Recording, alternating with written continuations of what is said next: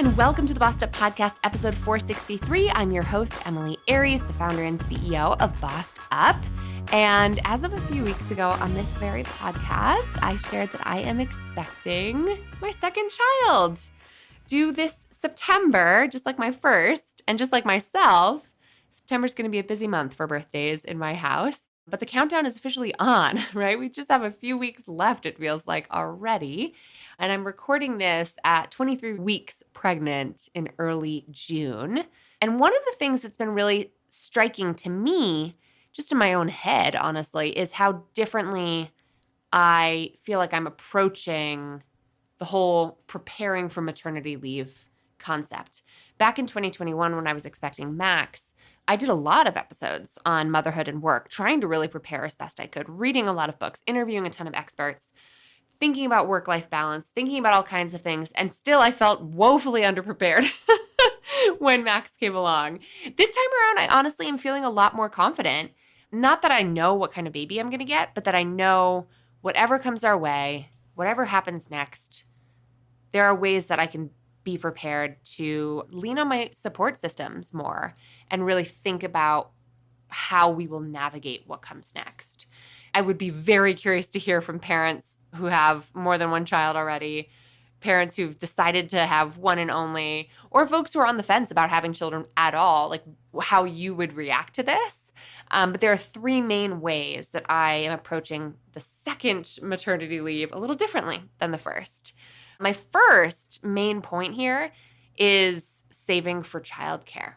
I did a whole episode years ago now on financially preparing for baby, and the environment has really changed since then. I am grateful beyond words to have access to paid parental leave now, not only because I took on a real job, I took on a full-time job that comes with those benefits, woohoo, but also because the state of Colorado has a wonderful state-funded paid parental leave insurance program that I have access to, in addition to paid parental leave via my workplace, my employer now.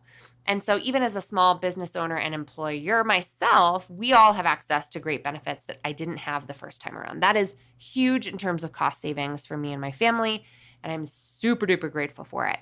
So while that feels good financially, I am completely daunted by the childcare bill that is going to be coming our way.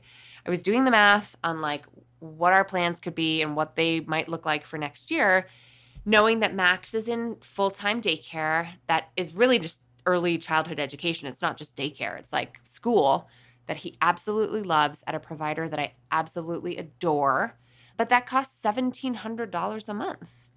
And the baby is going to need care in a higher touch capacity before they reach the age of 1, at which time they can go to Max's school, which I am very much interested in because I love Max's school. So that gives us like a 9-month period of probably going with a nanny or a nanny share like we did with Max. And that'll run us about $2,500 a month, which is just laughable when you say it out loud. So you add those two numbers together, that's $50,000 a year plus that we're going to be spending in childcare next year. Woo! That's a college tuition, right? And to be clear, it was not always like this. My mom, every time I talk about the cost of childcare, is like, how the hell did we do it?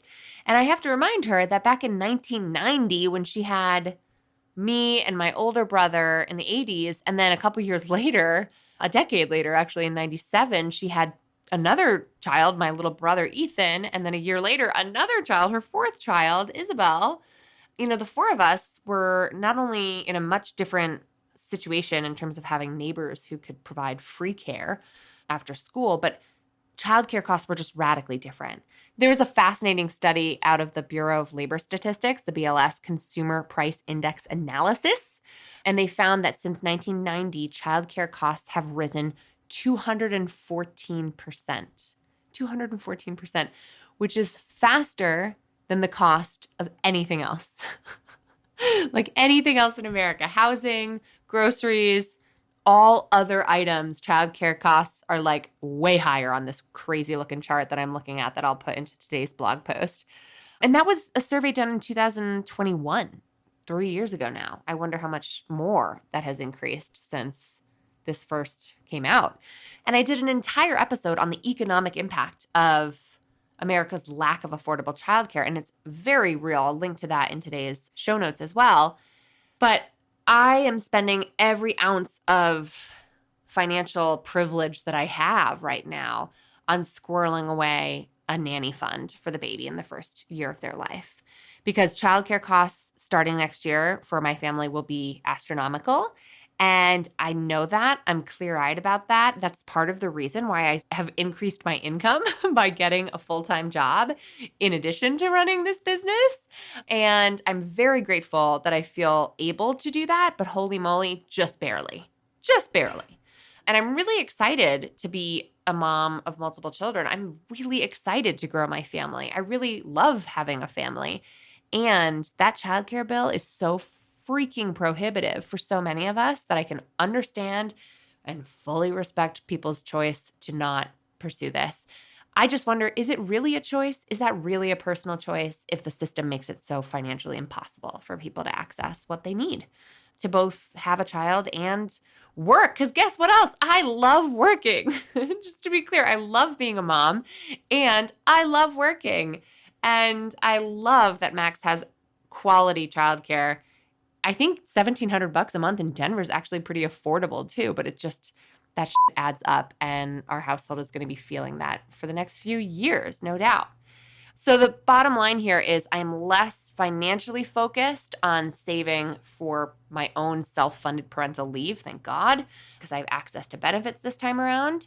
And it's so funny to read my old post from 2021, financially preparing for a baby, where we really get into the funds and the numbers around everything. And I woefully underestimated just how big of an impact childcare costs would have on our household. So that's where I'm focused with any ounce of surplus that we have to squirrel away right now. The other major shift in my brain is that I'm less focused on birth and more focused on the postpartum period this time around.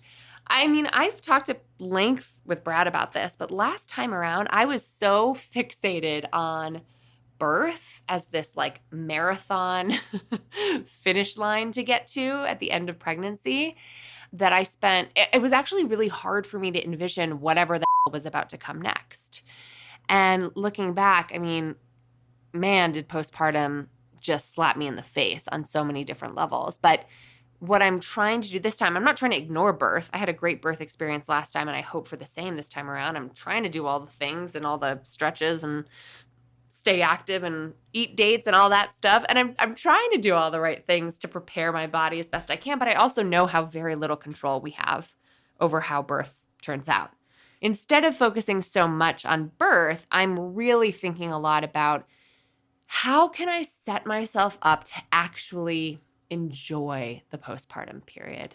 Maybe that's too ambitious of me, but I just want a little more peace and ease than we had last time. And last time was really hard because Max had all kinds of breastfeeding issues. So as I've been talking about that with Brad, I was like, I am feeling way less committed to breastfeeding, not because I don't think it's a great thing to do, but if it's going to take a huge toll on my mental health, on my ability to sleep, on my baby's happiness, it, we're just going to get some formula. Like, we're just going to have formula on hand. It's going to be the nicest formula I can afford, but it's going to be formula. And like, I'm just mentally giving myself permission now to normalize that if that ends up being our path forward.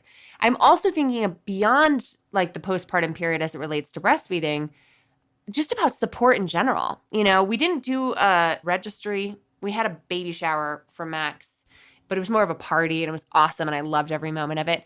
But I don't really love like asking for gifts from friends very much. It made me uncomfortable. So we didn't really do the whole registry thing. I didn't feel like we needed it. I don't feel like we need that now, but I do feel like a meal train is something I'm going to pursue. A girlfriend of mine offered to set one up for us. And I just think having a communal approach to having meals on the docket for just the first couple weeks of that baby's life is going to provide so much relief that that's one less thing I have to think about is like what's for dinner every night.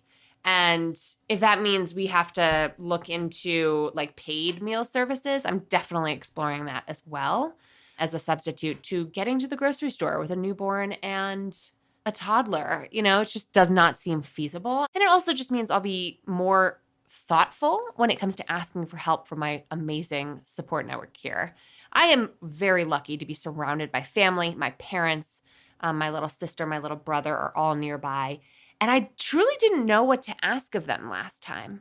So this time around, I'm going to be asking who wants to come over just for a day and park themselves here and hold the baby while I do all the things that I haven't had a chance to do, including maybe shower or nap, right? Like, who wants to go to the grocery store for us? Who wants to make dinner for us? I will be more forthright this time around about asking for help from friends and family and making sure that the help I'm asking for is connected to our basic needs, like sleep, food, and the occasional shower. And maybe even cleaning, right? Like, the house already feels like it's getting on top of me. I don't know what the right word is there, but the laundry's piling up and the dishes are piling up, and I am used to keeping a very tidy house. And it really stresses me out when I'm living in my own filth. So maybe there's an opportunity to bring in some more support on that front. I just don't know if that is in the cards budget-wise, but I'm just trying to make sure that my maternity leave is what I'm thinking the most about, not just thinking about birth itself and not a moment beyond that, which is exactly what I really struggled with last time. I just could not envision what would come next. This time around, I feel much more prepared to do what's in my control now to make the postpartum period easier. And the final way that I'm conceiving of this maternity leave differently is when it comes to nesting. Brad and I bought the house that we live in now when Max was 8 days old. So the first thing we've both committed to is that we are not moving in the postpartum period, because that was really hard. And Brad has done so much to make this house a home since we've moved here 2.5 years ago. In fact, he finished a ton of renovations this year that he'd been working on in our house that feels, oh my gosh, so much nicer. Just feels like we have this space that feels much more functional and peaceful to be in. But beyond that, when it comes to nesting, I am not worrying about a nursery. We have a situation in which we don't really have a dedicated nursery for the new baby, and I do not care one bit about that. That baby's going to be in our bedroom, in Brad and I's bedroom, for a while. And so we've got the crib set up, or the cradle rather, that'll be in there, and I am not sweating about having to figure out a nursery situation. We have a guest bedroom that's also my home office. I'd like to keep it that way and eventually plop him or her in with Max, because Max has a great sized bedroom, and I loved sharing a bedroom with my siblings growing up. But you know what? That is a problem for a way different day. So I'm not stressed out at all about building out a nursery. What I am thinking about with all the nesting energy that is so biologically real, y'all, like, I have thought a lot about the house lately. It's got to be this like primal instinct that is wired into expecting moms. You want to make sure your house is like ready for baby. And what I've been thinking about is nesting for two. Nesting not only for the baby, but really nesting for my toddler. I'm thinking specifically about setting up play zones that are toddler friendly and family friendly. Like, we have a wonderful backyard, but it's not a place where Max has anything that's like creates the opportunity for independent play. And so I've been thinking a lot about, okay, if we're going to be sitting out in the backyard with the baby and the whole family, where can Max hang out that would be fun? And so I'm on Pinterest like all the time now. That's like toddler friendly backyard play zones, because I want to make sure that we can hang out together, that it's not like me and the baby in one room and Brad and Max in another place hanging out. I want there to be communal spaces that are infant friendly and toddler friendly. So my God, if anyone has thoughts or advice on that front, I am all ears. Send me all the inspo pics, because we have a small house. It's a lovely house, and I'm very grateful for it. And it's in a city, right? It's a city house, and we have a lovely park right next to us, but it's a small space. And so I'm trying to be smart about how we utilize that space in a way that's really optimized for toddler-friendly fun and a place that we can all hang out together. So Man, I don't know how people do this though, because toddlers and babies are really different. And the things that get my toddler excited right now are like all choking hazards for a newborn. So we'll see. We'll figure it out. I'm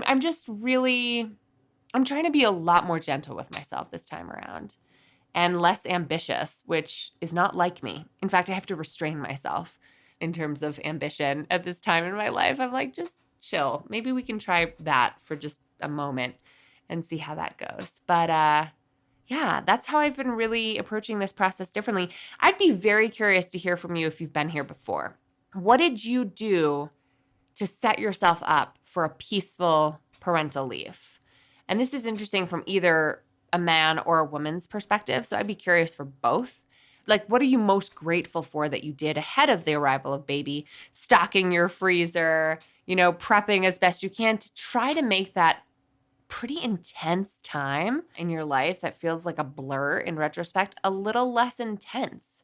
I am all ears. I am aiming for peace and ease, and will take all the good vibes that you can send my way, because this whole motherhood and balancing it all with a career is not for the faint of heart, but it has been a very joyful, overflowing plate over these past few years. As always, I want to hear from you, so let's keep the conversation going in the Bossed Up Courage community on Facebook or in the Bossed Up group on LinkedIn, and my inbox is always open at emily@bossedup.org. Until next time, let's keep bossin' in pursuit of our purpose, and together, let's lift as we climb.